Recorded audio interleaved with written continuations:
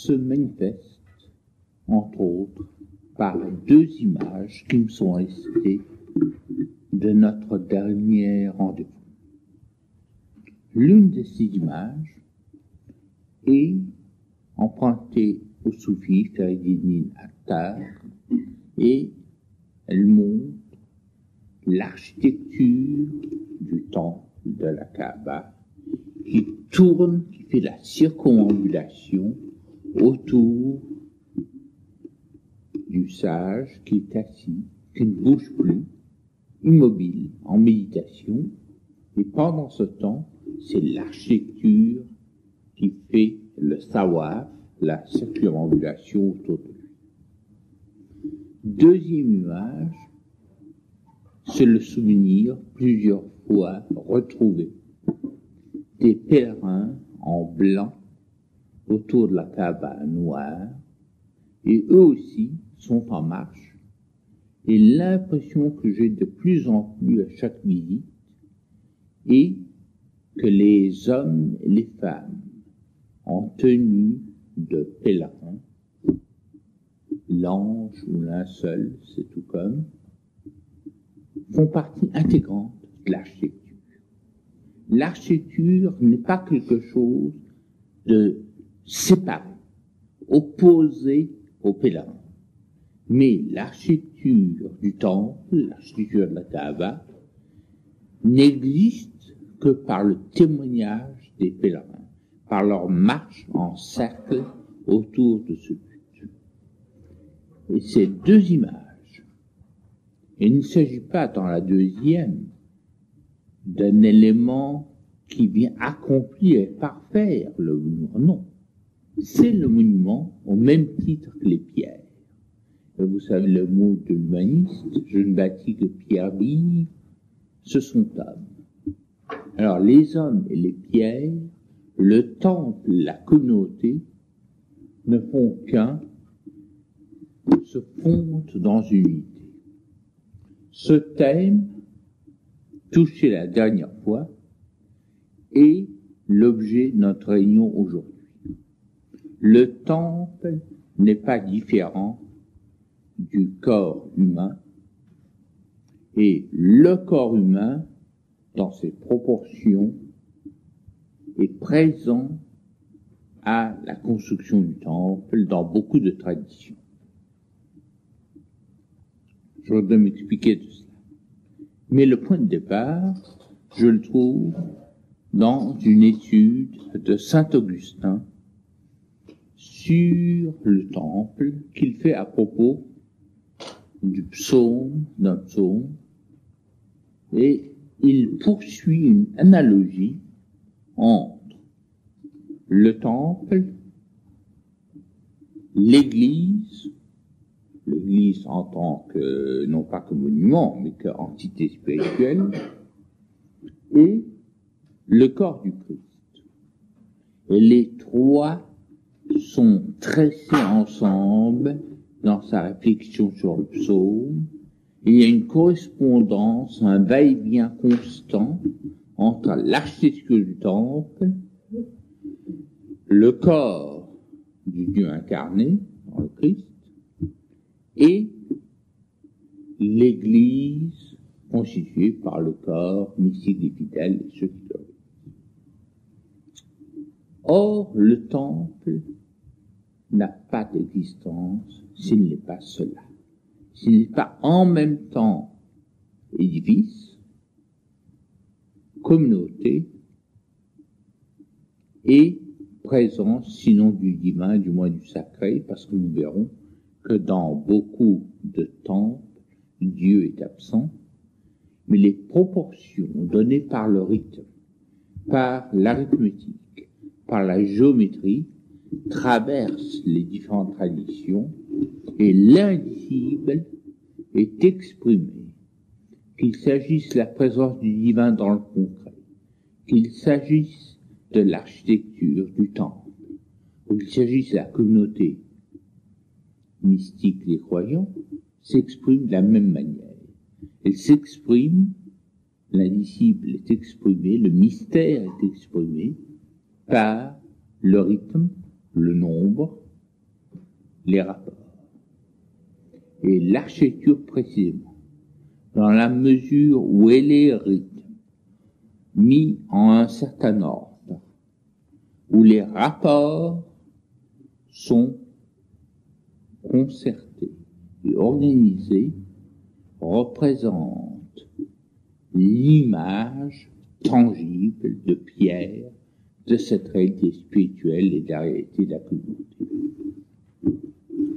La chose existe en plusieurs traditions, et dès les temps les plus anciens, on la trouve en Égypte, comme on la trouve dans les rites védiques en Inde. En Égypte, vous savez combien l'égyptologie a été transformée ces dernières décennies par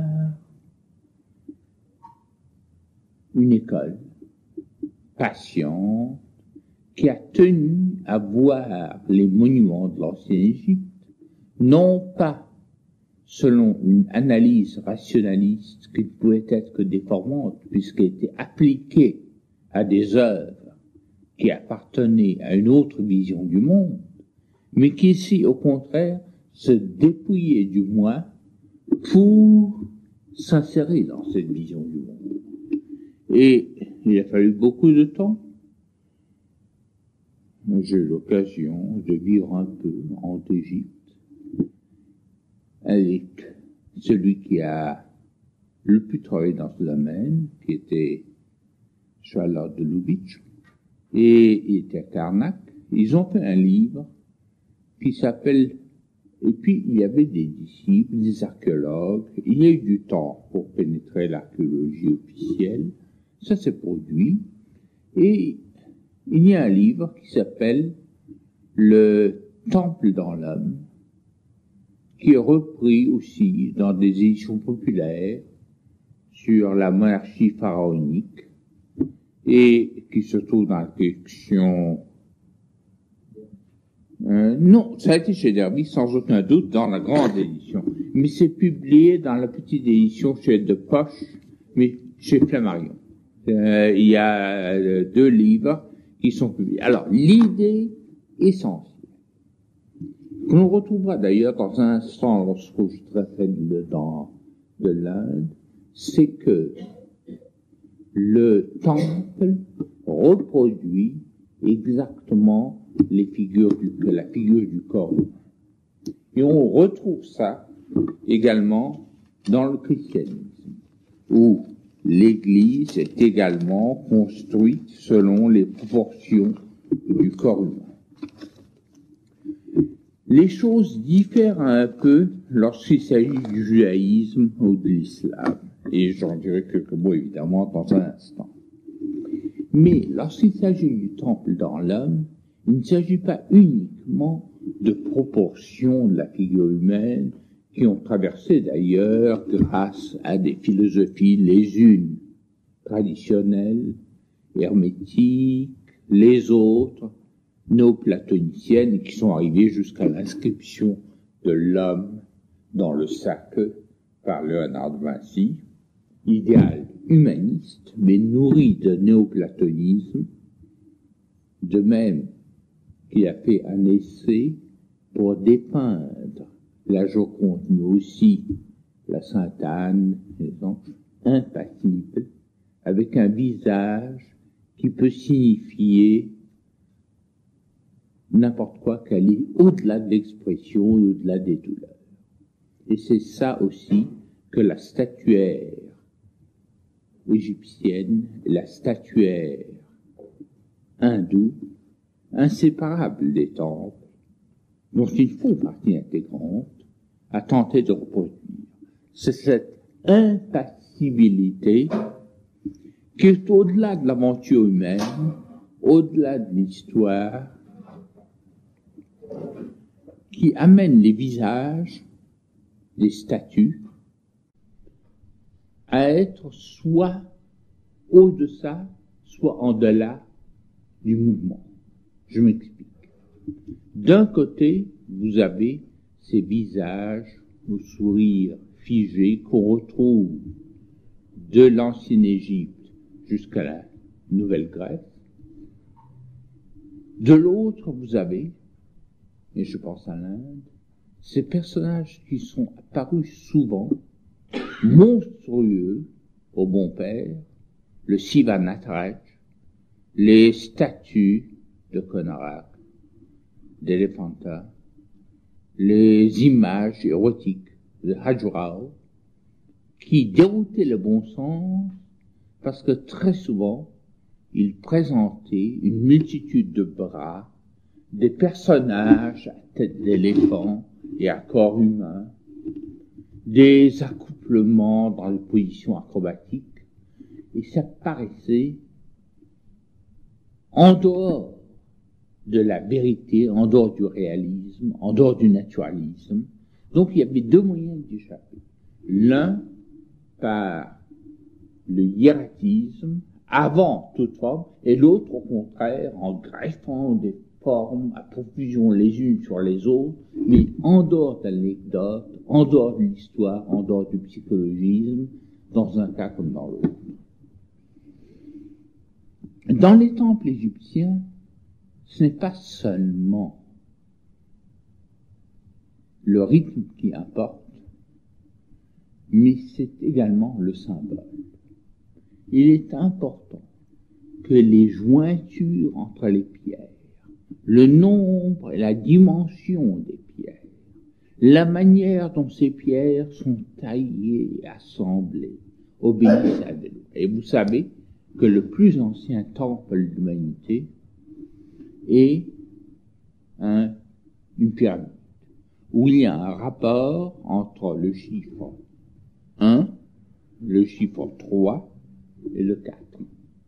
Le 1, l'unité du sommet, le 3, les trois faces, le triangle, le trièdre, et la base carrée qui s'appuie sur la Terre, et qui est la Terre, le chiffre de 4 est le chiffre de la Terre, et comme il le deviendra en islam, où les arcanes, rukn et le singulier du pluriel arcane, ça signifie les piliers, et il y a 4 piliers qui dénotent d'abord la stabilité, ensuite la terre, et ensuite le monument et l'architecture. Donc du métaphysique au physique, de l'idée à la pierre, il y a continuum. Et dans les habitudes sociales également, parce que le fait que l'islam autorise 4 femmes aussi a une relation avec le chiffre de le sceau, l'emblème de la terre, et le chiffre de 4, et les arcanes dînes, les colonnes de la religion. Donc, l'œuvre par excellence, d'abord, a été la pyramide, que ce soit la pyramide d'Égypte, ou que ce soit la pyramide arrondie du védisme, qui est un prolongement de l'autel, et qui en même temps symbolise l'un et l'autre, la montagne primordiale et l'axe du monde. C'est en Inde le mont Meru, c'est chez le peuple sémitique la montagne Kraf, qui sont ainsi représentés et symbolisés. À l'origine, avant même qu'il y ait une architecture, il y a eu sans doute une présence humaine dans quelques lieux sacrés. Et il y a eu des clairières, et je me rappelle l'émotion que j'ai ressentie au Dahomey, qui était à peu près la même d'ailleurs qu'à Eleusis. L'homme se trouve d'abord en contact avec des clairières, et jusqu'à aujourd'hui, les moines taoïstes en Chine, et au mois de novembre j'y étais, sont dans des grottes au sommet d'une montagne. Donc la montagne est reproduite en architecture, et elle est à la fois axe du monde, matière, mais matière ordonnée, concertée, voulue, montagne, passant de la nature à la culture, Et elle est aussi, elle est tombe. Mais les tombes, vous savez très bien que le pharaon déroutait la recherche, et la tombe est un élément perdu dans la pyramide, ou calculé selon des lois que seuls les prêtres connaissaient, et qui sont annihilées dès qu'elles sont réalisées.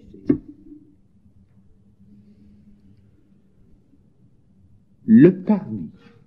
Maintenant, après avoir parlé de la pyramide, je voudrais parler de la salle hypogée, du temple. On y trouve déjà les distinctions qu'on retrouvera dans le christianisme. Le parvis, l'entrée, souvent d'ailleurs flanqué de béliers, comme à Karnak, d'animaux, qui est au fond une introduction au voyage de l'âme, au pèlerinage, à la quête de l'âme, à la recherche de soi-même.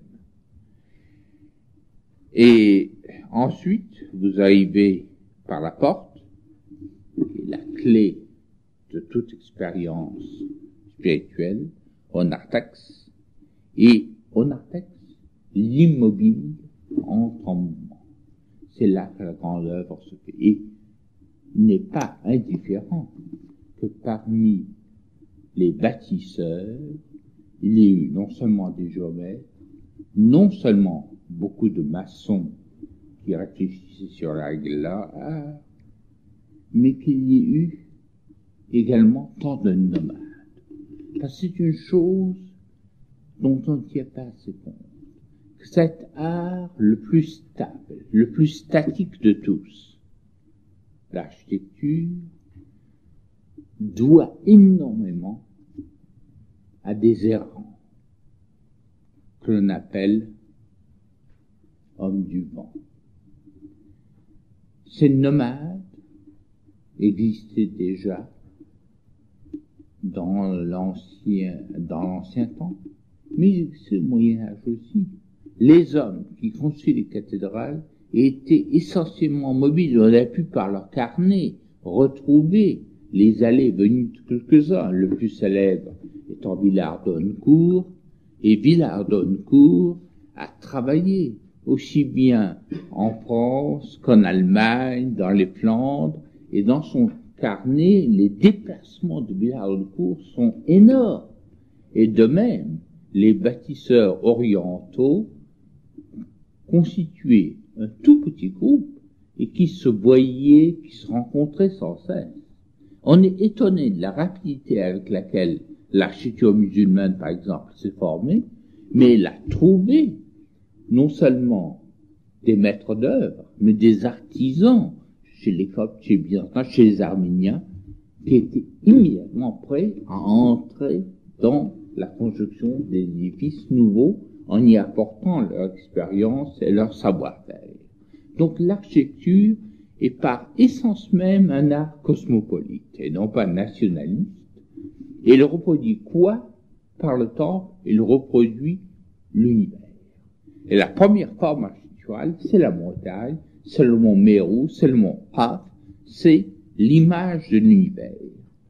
Mais c'est aussi le chemin initiatique. Nous sommes arrêtés devant la nef. La nef est le lieu de la prière. Le péristyle, chez les anciens Égyptiens, mais également dans la cathédrale, représente le corps, la poitrine, le ventre. Et l'entrée dans le cœur est la naissance à l'immortalité. Et l'autel est le lieu de jonction entre le sacrifice humain et la présence du divin. Parce que le divin se manifeste pour être sacrifié. Aussi bien dans l'ancienne Égypte, avec le mythe d'Osiris, que dans le christianisme. Vous avez donc, dans l'ancienne Égypte, les différents éléments qui caractérisent l'Église romane ou gothique, et pour les mêmes raisons, parce que la base en est la proportion du corps humain. Mais il y a plus. Et pour donner une idée de ce plus, tournons-nous un instant vers les plus anciens sacrifices, ceux qu'il y avait dans l'Inde. Dans l'Inde,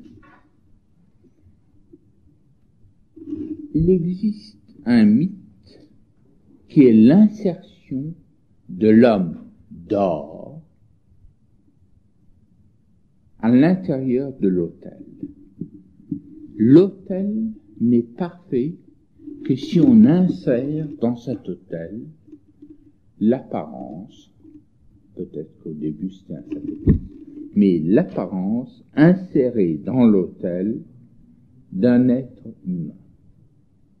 Et on l'appelait l'homme d'or. Il correspond au germe que l'on met dans le temple égyptien, et il correspond également à la proportion que la cathédrale garde de l'incarnation et de la passion du Christ.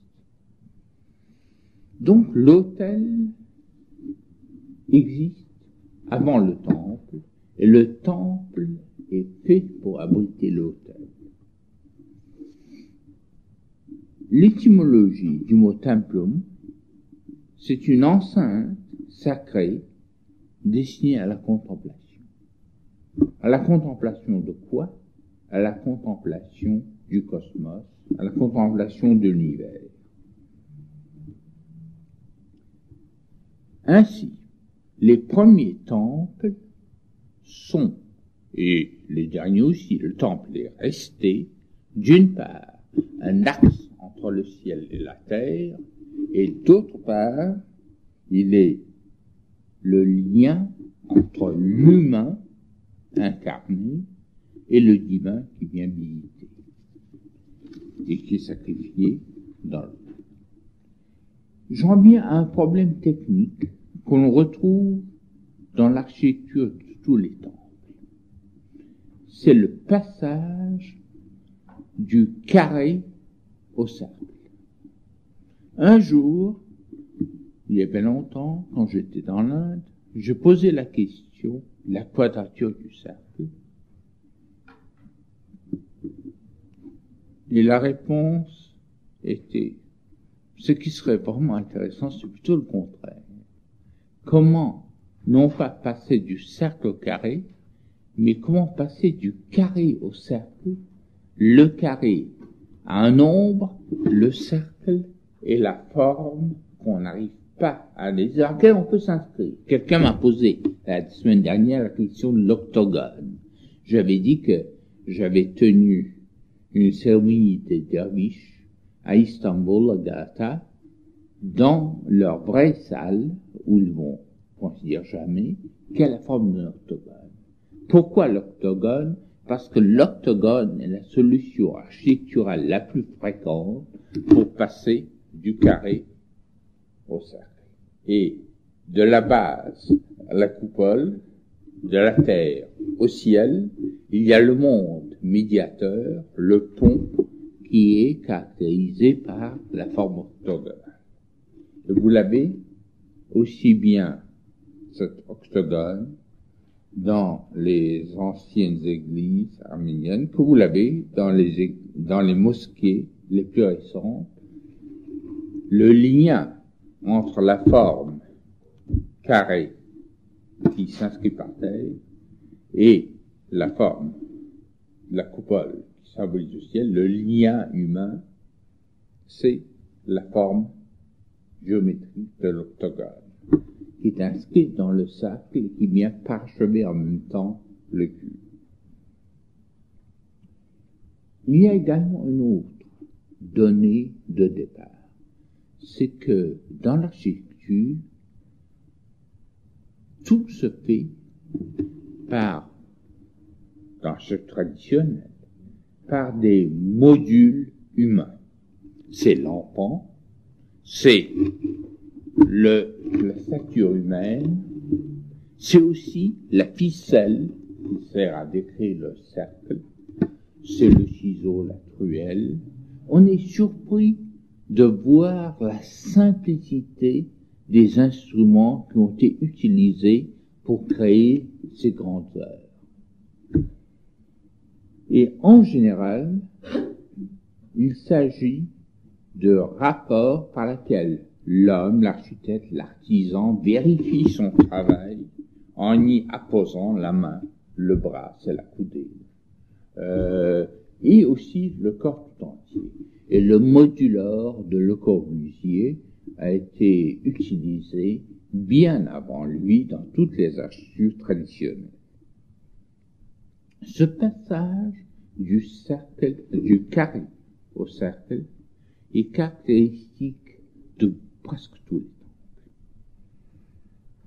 Il y a un autre élément qui vient dans certains de ces temples, par exemple dans le temple hindou et dans les mosquées. C'est la pièce d'eau, la nappe d'eau parfaitement calme, qui n'existe ni dans le christianisme, ni dans le bouddhisme. Mais la piscine n'a pas seulement un rôle d'ablution. Elle est là pour capter en bas l'infini d'en haut. Et de même que le temple n'est achevé que par le parcours des fidèles, il n'est achevé que par sa réflexion dans l'eau. Et vous savez que en dessous, en contrebas de la Kaaba, il y a le puits du Zemzem. L'eau se trouve dans l'eau de source, l'eau vive, qui est surabondante. On est étonné de voir qu'il n'arrive pas avec tous ces pèlerins qui viennent. Elle est sous la Kaaba. Et de même, je crois l'avoir dit le premier jour déjà, ce qui est impressionnant dans le Taj Mahal, ce n'est pas la beauté d'un bâtiment auquel on finit par s'habituer. Il a été si souvent reproduit, il n'y a plus de surprise quand on le voit. Mais ce qui est beau, et ce qu'on ne dit pas assez, c'est cette connivence entre la nature et l'architecture. Vous vous rappelez peut-être ce que je disais de la visite que j'avais faite un jour au Taj Mahal avec l'un des plus grands architectes de notre époque, avec le japonais Kenzo Tange, qui disait « c'est très beau, mais il n'y a que du marbre, il n'y a pas de bois. Il n'y a pas de bois du tout. » Le bois, en réalité, était autour. Il était dans le jardin, il était dans la vallée, et ce qui est beau dans le Taj Mahal, c'est cette symétrie absolue qui fait que le bâtiment, la vallée entière, le jardin peuvent se replier sur eux-mêmes et former un tout parfaitement cohérent. Et vous verrez que dans tous les temps, le calcul de l'endroit où doit être placé, parce que l'architecture, la construction sacrée, surtout la construction d'or, a partie liée avec l'orientation, la géométrie et la géographie qui sont autres que la géométrie, que la géographie des cartographes. Elle a partie liée aussi avec l'astrologie et avec l'alchimie. Donc, l'architecture plonge ses racines dans toutes les transfigurations de l'ordre du monde qui ont été conçues dès le début de l'histoire. Et c'est pour ça qu'elle porte jusqu'à nous un témoignage, lorsqu'il s'agit d'architecture sacrée, qui est à la fois très ancien et très actuel. Il est primordial et il nous parle immédiatement. Et je prends comme exemple le temple d'Issei au Japon. Tous les 30 ans, on le reconstruit entièrement. C'est le couteau de Jano, et il est construit pendant 30 ans, et à peine l'a-t-on édifié qu'on commence déjà dans peu d'années à construire à côté, exactement pareil, le temple jumeau. Il y en a combien maintenant? Deux. Non, il y a toujours deux. Il y en a un qui est construit et un en construction. C'est tout. Et dès que c'est construit, on démolit l'ancien. On n'en laisse plus de traces. C'est-à-dire qu'il n'y a plus... Le temple d'Issée a plusieurs siècles d'âge, mais en même temps, il est toujours nouveau. Il n'a jamais plus de 30 ans. Et l'odeur du bois, l'odeur reste toujours fraîche. Et il s'agit d'un modèle idéal qui est recommencé. Il ne faut pas, en d'autres mots, que le temple devienne un monument honorable, vétuste, inséré dans l'histoire. On le détruit, on le démolit.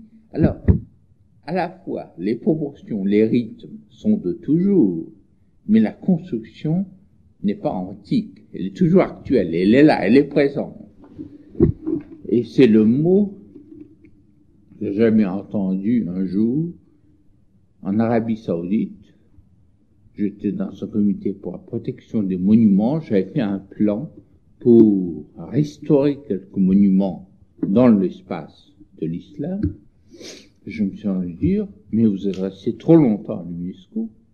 Les monuments, il faut les laisser se dégrader et périr, comme les hommes. C'est de la poussière, ça retourne dans la poussière. C'est de l'idolâtrie, du shirk, que d'essayer de les maintenir. À la limite, c'est presque être charognard que de vouloir les conserver, les déterrer. J'étais indigné, mais en même temps, ça me donnait à réfléchir à une civilisation pour laquelle le monument est avant tout fonctionnel. Et la question de datation historique ne joue pas de rôle. Il faut que ça agisse, que ce soit efficace, que ça marche. Et pour ça, si le monument moderne est plus fort que le monument ancien, eh bien, vive le moderne. Il n'y a pas cette attitude fétichiste devant l'historique en tant que tel. Le temple échappe à l'histoire. Et je crois que je vous dis que dans l'Inde, quand je voyais une statue de un gouverneur anglais ou de la reine Victoria, on me disait antique, antique, antique. Mais lorsqu'il s'agissait d'un temple hindou, personne ne m'a jamais dit qu'il était antique. Il était. Un point, c'est tout. Il n'appartenait pas à la chronologie. Il a surplombé. Donc, le temple a aussi cette caractéristique d'être un symbole de l'univers, d'être un autel développé, d'être un système de rythme et un ordre imposé à la matière pesante, d'opérer le lien entre les nomades et les sédentaires. Le sacrifice est à l'origine de tout. J'ai donné un exemple de passage du carré 4 au cube 8 au cercle, inchiffrable, et qui ne doit pas être chiffré, à la correspondance entre le corps du Dieu, qu'il s'agisse d'Osiris, qu'il s'agisse du Christ, ou qu'il s'agisse de sacrifices indiens. Je crois que j'ai décrit un peu la place et la structure du temple en soi. Maintenant, prenons des temples définis, et je m'excuse de prendre dans la civilisation qui est la mienne, la civilisation musulmane, mais il m'est plus facile d'en parler, il m'est plus familière. Et je voudrais montrer les différences qu'il y a entre cette approche de l'art et l'approche, disons, d'une cathédrale du Moyen-Âge chrétien, de la même époque. D'abord, ce que j'ai dit sur la présence de l'homme, aussi bien dans l'Inde que dans l'Égypte, que dans le christianisme, est tout à fait fausse lorsqu'il s'agit d'une mosquée. De même qu'elle est fausse lorsqu'il s'agit du judaïsme. Le temple de Salomon ne représentait pas un prophète, ne représentait pas une révélation, ne représentait rien.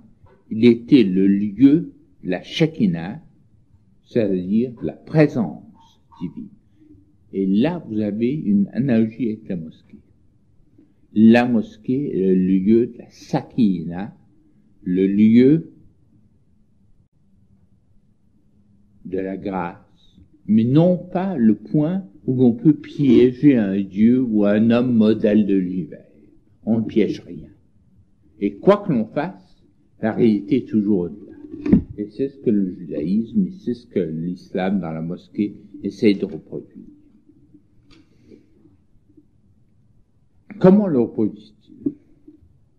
D'abord, à la différence de la cathédrale, la mosquée, donc, n'est pas la maison de Dieu. Elle est tout au plus la maison des fidèles assemblés. Mais lorsqu'ils sont à l'intérieur de la mosquée, ils tournent leur regard en dehors de la mosquée, en direction de la Mecque. Donc, la présence de ceux qui prient est assurée par la mosquée. Mais la mosquée n'assure pas d'autre présence que la présence des orants. Il n'y a pas de mystère. Ce qui veut dire que ce que j'ai dit tout à l'heure sur les traditions hindoues, chrétiennes, qui se rattachent au mystère égyptien, n'est plus valable lorsqu'il s'agit de ces peuples de la transcendance que sont les juifs et les musulmans. D'autre part, il y a une analogie entre la présence de l'écriture à l'intérieur de la mosquée et le fait que la mosquée est à ciel ouvert. La mosquée n'est complète que lorsqu'elle est achevée par le ciel au-dessus. Alors, vous avez deux plans de mosquée. Vous avez la mosquée à ciel ouvert avec un portique et au milieu c'est le vide, ou bien vous avez, ça vient plus tard, le dôme posé sur la mosquée. Mais le dôme qui symbolise aussi le ciel. Ainsi, la mosquée, qu'il s'agisse d'un dôme ou qu'il s'agisse de plein air, est ouverte au ciel. La mosquée n'est pas un système clos. Elle est un système large ouvert, de même que les croyants ne sont pas à l'intérieur de la mosquée. Leur niyat, leur intention est au-delà. Ils se plantent à la Mecque, et vous savez que le temple de la Mecque n'est la trace sur terre d'un axe à la verticale, de même que le mont Méo dont on parlait tout à l'heure. Autre chose par laquelle la mosquée est assez proche, cette fois-ci, je montrerai les différences, je montre aussi une analogie, des monuments hindous, c'est-à-dire que le temps est aboli.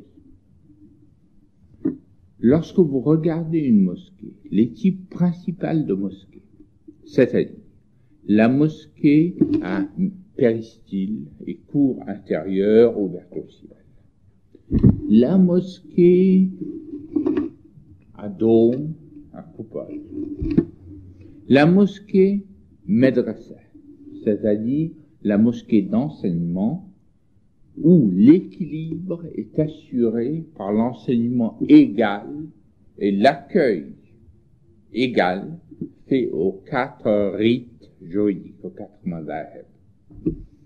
Vous les construisez n'importe quand, la question de succession chronologique est secondaire. Elle est importante pour l'archéologue, mais pour l'historien, mais elle ne joue pas de rôle pour le croyant. Et c'est ainsi que la mosquée de Paris a été construite sur un modèle archaïque, et a été construite sur un modèle maghrébin, qui existe bel et bien au Maroc, mais il n'y a pas de progression, alors que les mosquées ottomanes, qui étaient les plus récentes jusqu'à l'abolition du califat, étaient calquées sur Sainte-Sophie en grande partie, et reproduisaient le passage par leur coupole écrasée de la terre au ciel, et les minarets et flanqués fins symbolisaient la vigilance. Et en réalité, ces différents types de mosquées qui sont succédés dans le temps sont contemporains, parce qu'on est dans l'ordre du sacré. Et c'est ainsi que la mosquée de Paris peut avoir eu comme modèle la même disposition que la mosquée à cour intérieure de Médine, ou Ibn Toloun, ou Sidi Oqba à Kérouan, et ainsi de suite. La calligraphie reproduit le même principe que la mosquée. C'est-à-dire, en apparence, elle paraît uniquement décorative, de même que la mosquée est couverte d'inscriptions. C'est un lieu parfaitement serein, avec de l'ombre pour accueillir le fidèle, mais un lieu ornemental. Cependant, tout est construit dans la calligraphie sur des rapports géométriques stables. L'étoile, le triangle, le pentagone, ce qu'on appelle l'étoile de David, l'octogone, et ainsi de suite. Seulement, on les efface. La calligraphie est construite sur ce rapport mathématique, mais ces rapports ne doivent pas se voir. De même, en architecture, il faut que l'harmonie rythmique de l'architecture s'impose, mais il ne faut pas que ce soit une démonstration. Et de la même façon, nos tisseuses de tapis n'ont pas à rendre leur tapis symétrique. Pour que le tapis soit vraiment réussi, il faut qu'il y ait une asymétrie dans son corps. Parce que la symétrie absolue, c'est la mort, ou bien c'est l'absolu divin.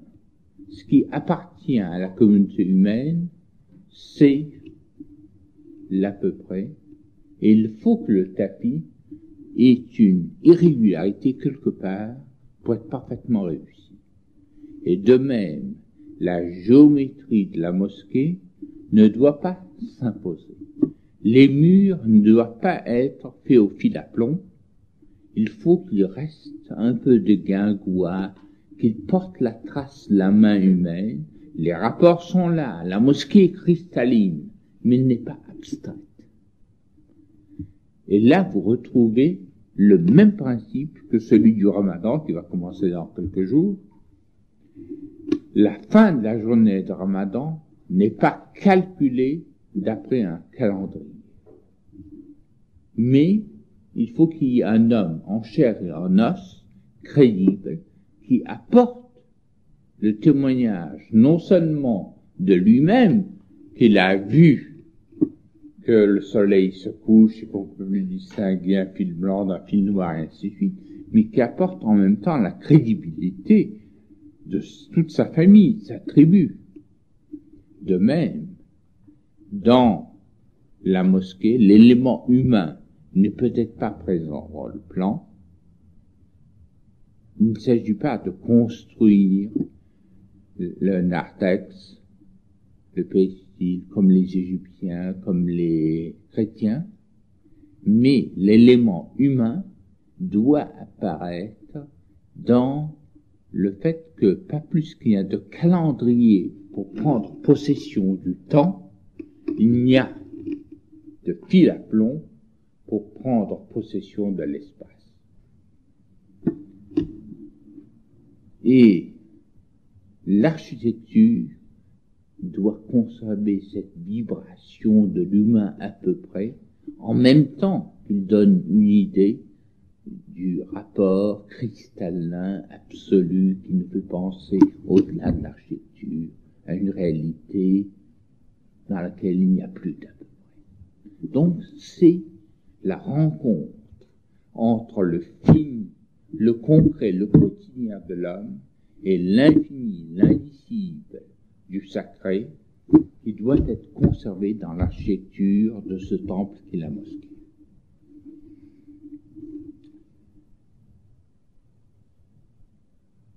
Il y a également, pardon, je vous prie de m'excuser, je regarde la montre, je suis obligé de calibrer parce que je dois aller tout à l'heure chez les gens qui ont perdu leur neveu, alors je devrais partir assez rapidement. Mais je vais profiter de cette interruption pour vous dire une chose, c'est que je souhaiterais que la prochaine fois, il y ait une évaluation et un débat portant sur l'ensemble de la série des 6 thèmes que nous allons discuter ensemble. La prochaine fois, je serai assez bref, étant donné que ce qui est applicable au temple, vous le pressentez déjà,